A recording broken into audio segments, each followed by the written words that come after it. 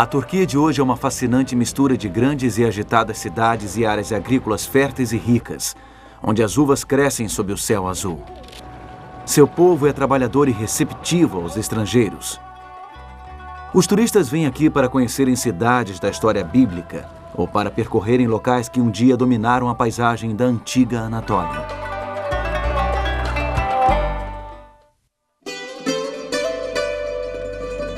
O apóstolo João passou seus últimos anos em um afloramento rochoso, não muito longe das margens ocidentais deste vasto território com o dobro do tamanho do Texas. Ele escreveu aos novos cristãos em 7 grandes centros.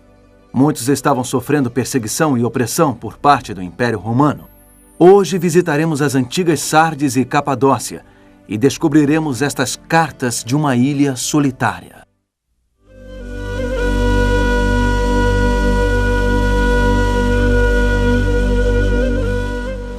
Esta é a Capadócia, famosa por suas formações geológicas sem igual.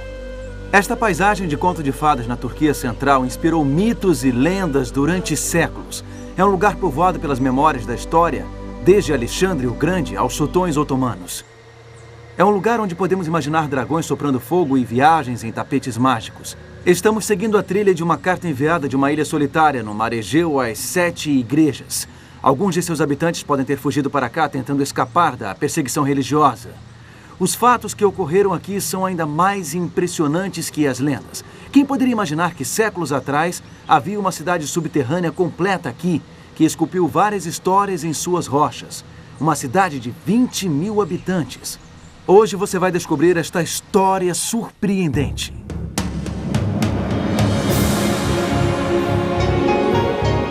Ele permaneceu através dos tempos. O livro de Deus, a Bíblia. Indispensável em nosso mundo complexo.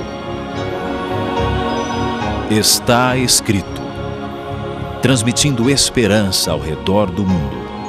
Apresentado por Mark Finley. Hoje, uma mensagem aos mortos.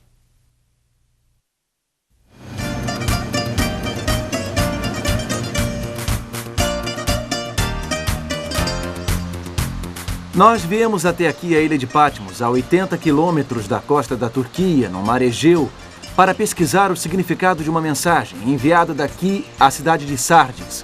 É uma mensagem especial, enviada aos mortos, isto é, aos mortos espiritualmente. Segundo a tradição, esta igreja do Apocalipse foi construída sobre a caverna onde o apóstolo João teve as visões e escreveu o livro do Apocalipse. E foi onde Jesus Cristo lhe transmitiu mensagens especiais, cartas especiais para os crentes da Ásia Menor. Há séculos, peregrinos vêm a este lugar em homenagem ao apóstolo e suas previsões apocalípticas. Bom, nós não sabemos o local exato, mas sabemos que João escreveu suas cartas desta ilha, nesta colônia penal do Império Romano. Cristo, o médico dos médicos, tinha uma preocupação especial com os crentes para os quais João escreveu. Ele queria diagnosticar seus males espirituais. Ele queria prescrever alguns remédios. Presumimos isso pelo tom dessas mensagens e podemos notar uma preocupação profunda na mensagem dada à igreja em Sardes.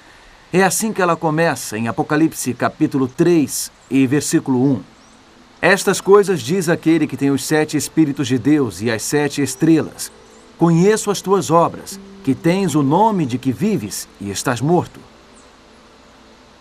Isso é que é diagnóstico implacável. O que há de errado com este paciente? O paciente está morto. É o que este médico da alma diz. Seu nome, o de uma igreja cristã, pode indicar que você esteja vivo.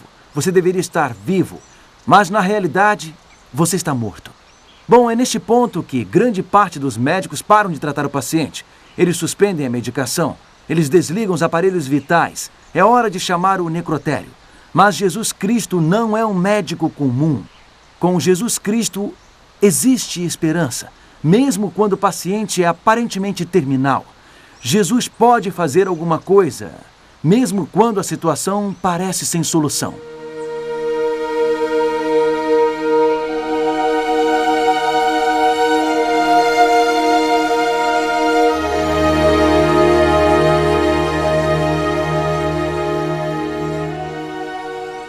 Hoje o ar está fresco e puro neste exuberante vale. Acabou de chover. Isto é tudo que resta da antiga cidade de Sardes.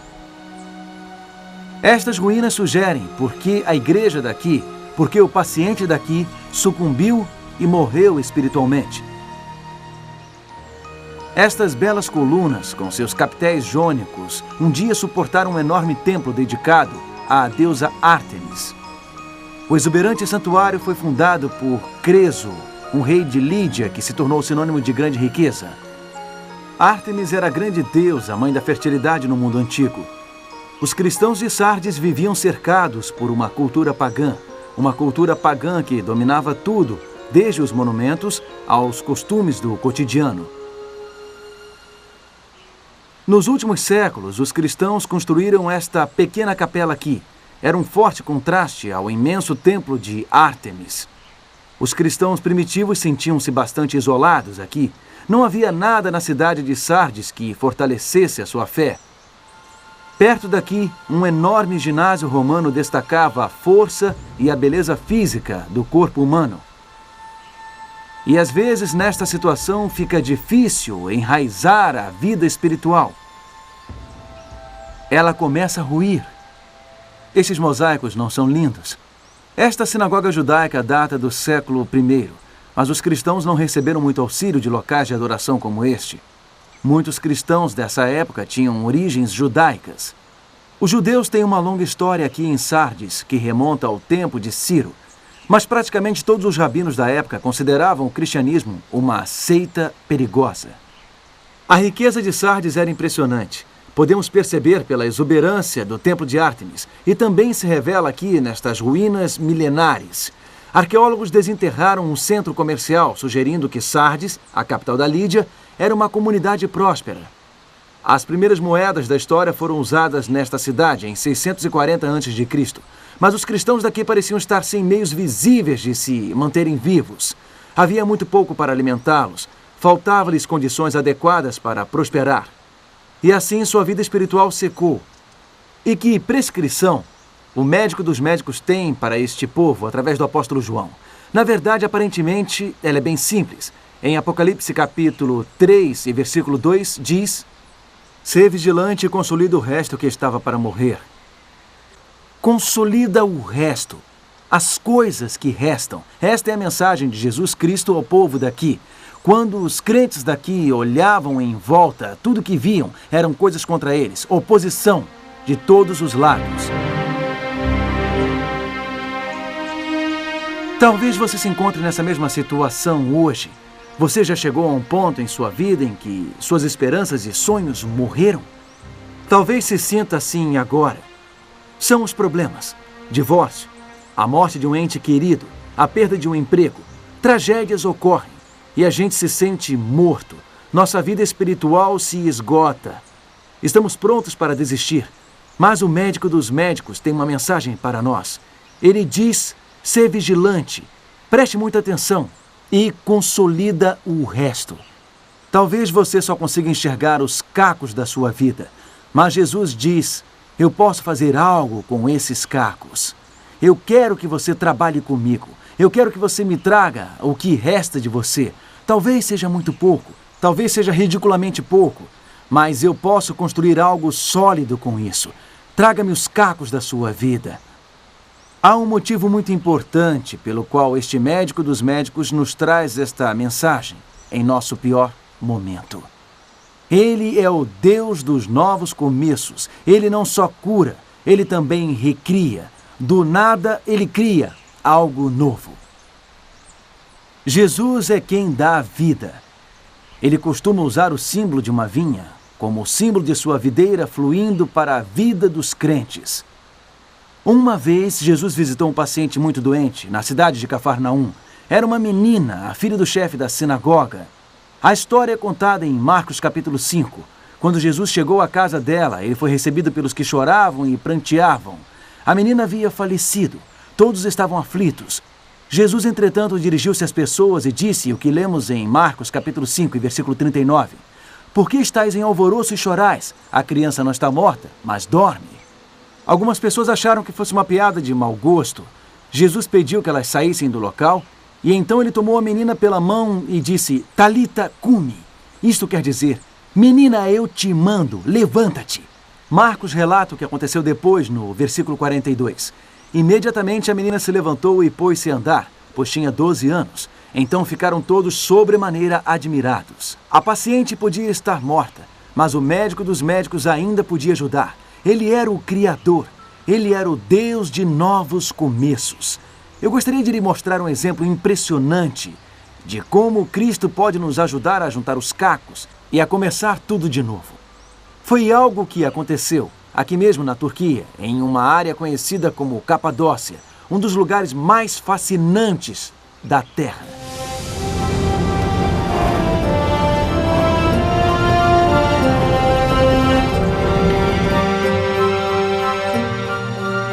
Esta incrível paisagem tem servido de abrigo natural ao longo dos séculos.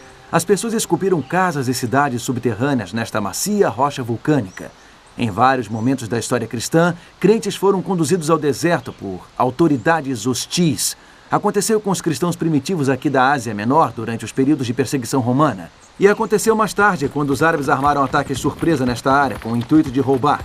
E aconteceu mais uma vez quando as forças turcas do Império Otomano avançaram sobre este território.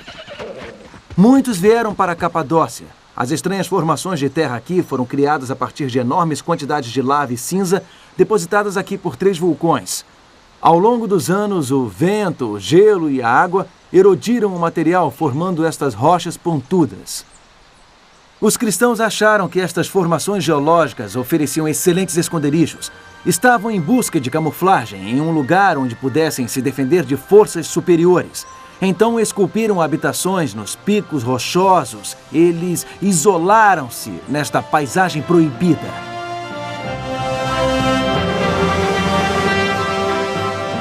Mas que vista maravilhosa! Mas uma caverna talvez não seja a casa dos seus sonhos. Para muitos crentes que vinham para cá, isto devia parecer o fim da linha, ou o fim do mundo. Com certeza eles achavam que sua vida acabava aqui. Restava-lhes apenas alguns cacos de sua vida, pois trouxeram muito poucos para cá enquanto fugiam da perseguição. Em outras palavras, poderíamos pensar que este pequeno grupo de cristãos estava como morto. Bom, pense novamente. Os cristãos também conseguiram construir igrejas aqui em Capadócia. E veja só o que eles fizeram dentro delas.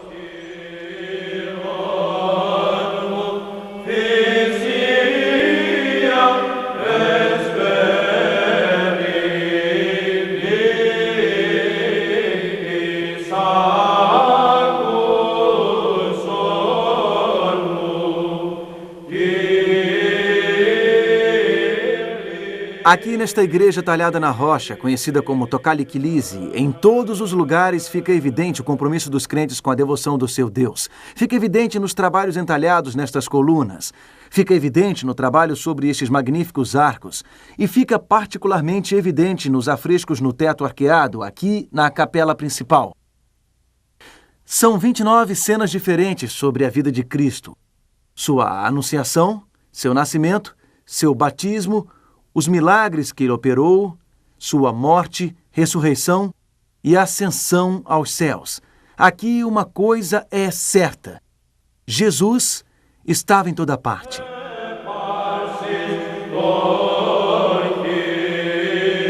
Eu estou em uma pequena capela chamada El Malik Kilise. Ela é talhada em pedra e era o local de adoração dos cristãos primitivos.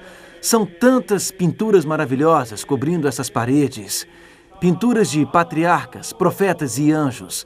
Mas no centro de tudo isso, revelando a profundidade da fé destes primeiros crentes, está a cruz de Cristo. Por fora, estas igrejas no deserto podem parecer um monte de pedras inexpressivas. Mas por dentro há uma explosão de fé viva, dando-lhes forma e cores. Por dentro elas são cheias de intensa devoção. Esses crentes magníficos consolidaram o que sobrou e que estava para morrer. Eles entregaram a Deus os cacos de suas vidas e Ele os ajudou a construírem algo belo e glorioso. A igreja no deserto talvez aparentasse estar enterrada por fora, mas por dentro estava cheia de vida. O médico dos médicos estava operando aqui. Deixe-me contar uma outra coisa que o médico dos médicos prescreveu. É uma outra coisa na qual os crentes em Capadócia servem como exemplo. Veja em Apocalipse, capítulo 3 e versículo 3. Lembra-te, pois, do que tens recebido e ouvido. Guarda-o e arrepende-te. O médico dos médicos pede aos que enfrentam a morte espiritual para lembrarem-se. Lembrarem-se das coisas maravilhosas que eles aprenderam sobre Deus. Lembrarem-se do tesouro que foi entregue em suas mãos. Sabia que foi exatamente isso que os crentes que fugiram da perseguição fizeram aqui em Capadócia? Eles lembraram. Muitos haviam aprendido o Evangelho com ministros do Império Romano do Oriente, com a capital em Constantinopla. Podemos ver um estilo bizantino claro em suas pinturas. Pode parecer um pouco diferente para alguns de nós acostumados à tradição cristã ocidental. Mas seja qual for o estilo de expressão, esses crentes lembraram-se do Evangelho. Eles se lembraram dessas maravilhosas histórias sobre Jesus. Eles não as esqueceram aqui onde parecia ser o fim do mundo. Eles não permitiram que elas se perdessem aqui na isolada Capadócia. E essa lembrança lhes aqueceu o coração. Eles se lembraram e encheram suas igrejas com a face de Jesus. Eles também lembraram com símbolos. Aqui na igreja chamada Uzumlu Lise, várias videiras estão pintadas nas paredes do santuário. Do que os crentes estão lembrando? Estão lembrando deste versículo em João capítulo 15 e versículo 5. Jesus disse: Eu sou a videira, vós os ramos. Quem permanece em mim e eu nele, esse dá muito fruto, porque sem mim nada podeis fazer. Os crentes aqui lembraram-se de que poderiam ser enxertados em Jesus, a videira. Poderiam absorver o seu alimento espiritual, mesmo em lugares ameaçadores, mesmo em um ambiente hostil. O médico dos médicos podia sustentá-los. Amigo, quando a esperança já não existe, lembre-se. Quando sentir-se espiritualmente morto, lembre-se. Lembre-se do que Deus fez por você no passado. Lembre-se do que lhe foi dado. Lembre-se do que você ouviu. Jesus tem uma forma de criar algo glorioso a partir do que você se lembra.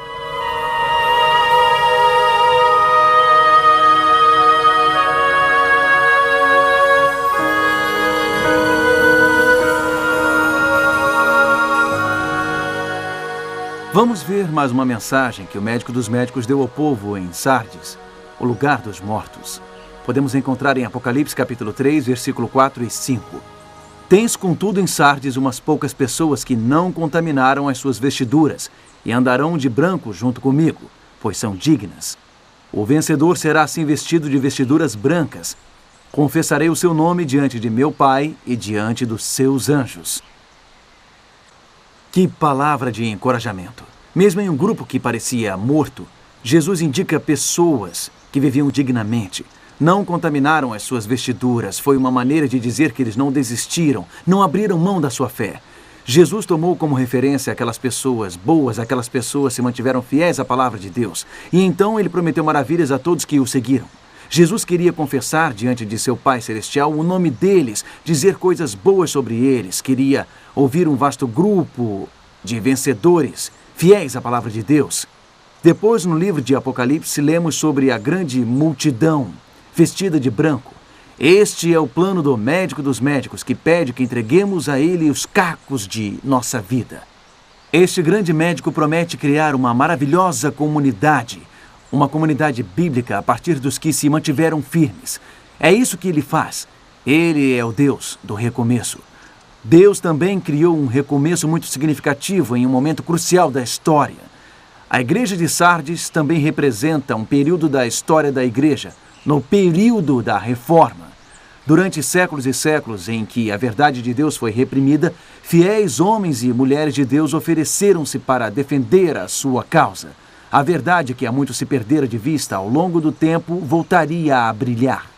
A verdade de Deus não seria esmagada para sempre. Deus levantou os reformistas. Os valdenses copiaram as escrituras à mão. De seus esconderijos nas montanhas no norte da Itália e sul da França, eles enviaram moças e rapazes por toda a Europa para transmitir a palavra de Deus. Na Tchecoslováquia, John Hus, junto com seu amigo Jerônimo, fizeram da obediência a Deus um lema. O reformista alemão Martinho Lutero retomou a verdade da salvação pela fé. John e Charlie Wesley iniciaram um despertar espiritual e poderoso na Inglaterra, enfatizando a santidade e o crescimento na graça. Durante este período da história da Igreja, que podemos chamar de período de Sardes, durante a Reforma, nos anos de 1500 e 1600, as verdades bíblicas que estavam perdidas de vista foram retomadas. Verdades bíblicas como o batismo por imersão, a segunda vinda de Cristo e a obediência à lei de Deus foram abraçadas pelos cristãos de todas as partes leais à Bíblia. Deus criou um novo começo para a sua verdade. Ele criou um novo começo para o povo que enfrentava perseguição.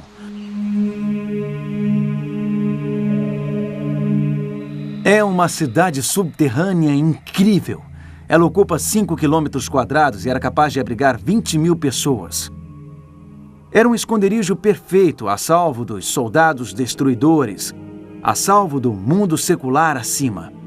Era um abrigo para os refugiados cristãos na era bizantina. É fácil se perder em meio a esses cômodos talhados na rocha. Você desce os andares e passa por várias moradias.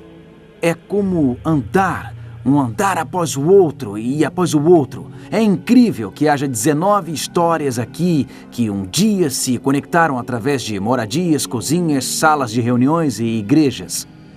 Túneis de ventilação foram especificamente construídos para trazer ventilação aos andares mais baixos. As câmaras subterrâneas um dia foram iluminadas por tochas e lamparinas. Entradas estratégicas podiam ser fechadas por uma enorme pedra redonda semelhante a um mó. Ela era mantida em um nicho, onde podia ser rolada por uma passagem, isolando-os completamente dos ataques.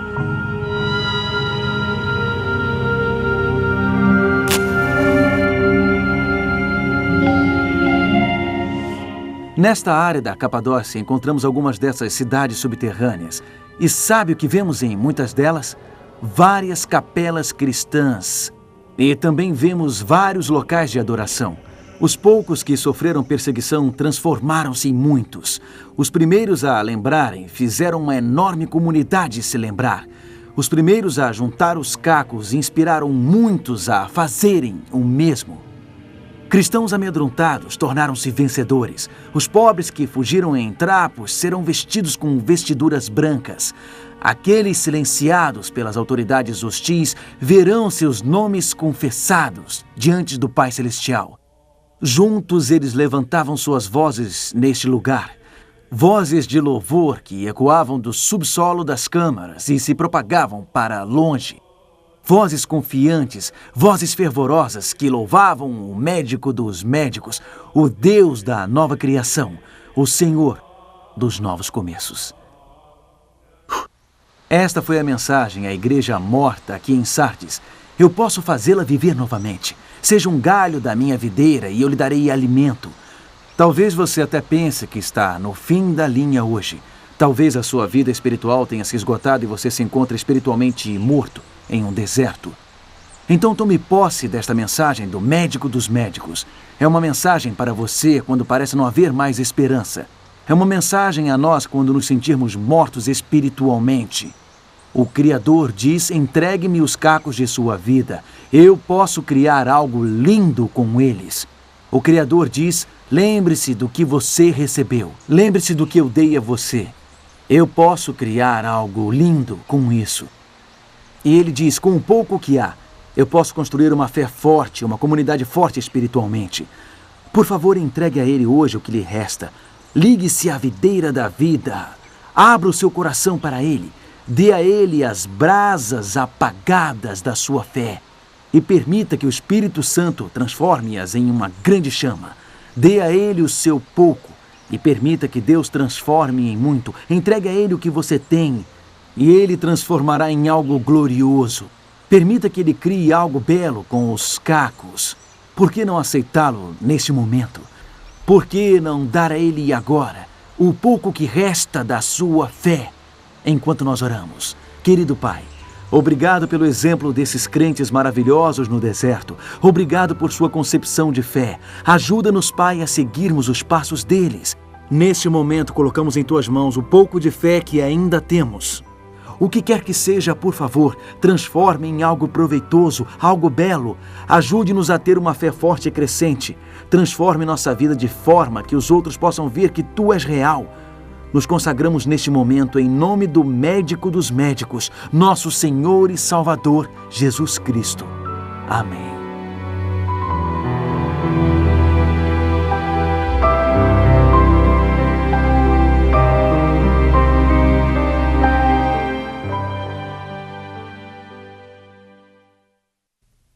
Obrigado por sua companhia em nossa jornada pelas 7 igrejas aqui em Sardes. Semana que vem viajaremos a Filadélfia, onde descobriremos o significado do amor cristão. Até a semana que vem e lembre-se, está escrito: nem só de pão viverá o homem, mas de toda a palavra que sai da boca de Deus.